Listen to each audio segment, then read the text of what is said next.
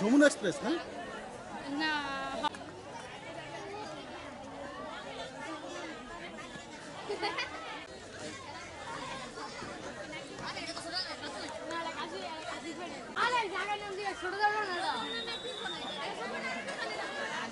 ছোট না কাটা দিকে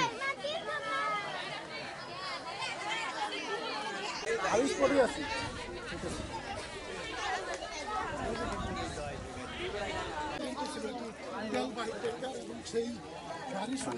আনুমানিক 11:15টার দিকে ঘটনা ঘটছে।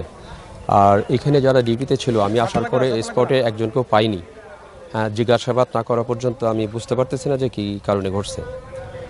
তবে বাংলাদেশ রেলওয়ের পক্ষ থেকে তাৎক্ষণিকভাবে তাদেরকে বরখাস্ত করছে এবং 5 সদস্য বিশিষ্ট তদন্ত কমিটি গঠন করছে। এই পয়েন্টটা যেদিকে বানানোর কথা তার অপোজিটে পয়েন্টটা বানানো ছিল।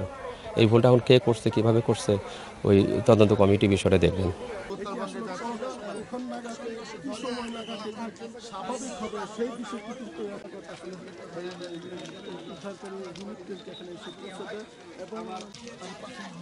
রাজা ভাই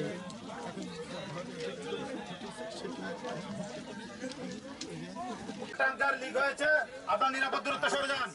ধন্যবাদ। সৌভাগ্য যে কোনো যাত্রী ছিল না, রেলগাড়িটি ফাঁকা ছিল, যে কারণে হতাহতের সংখ্যা শুধুমাত্র আমাদের চালক এবং সহকারী আহত হয়েছেন।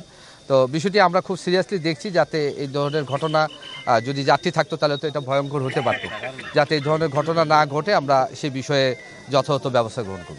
আমরা অতিরিক্ত জেলা ম্যাজিস্ট্রেট গাজীপুরকে প্রধান করে 3 সদস্যের একটি তদন্ত কমিটি গঠন করেছি এবং 2 দিনের মধ্যে তারা তাদের রিপোর্ট দেবে।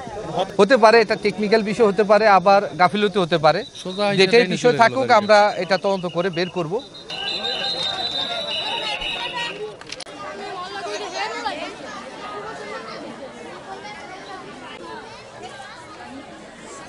যমুনা এক্সপ্রেস না?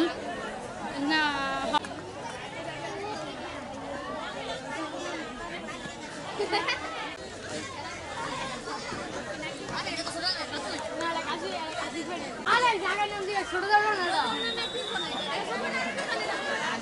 ছোট না কাটা দিকে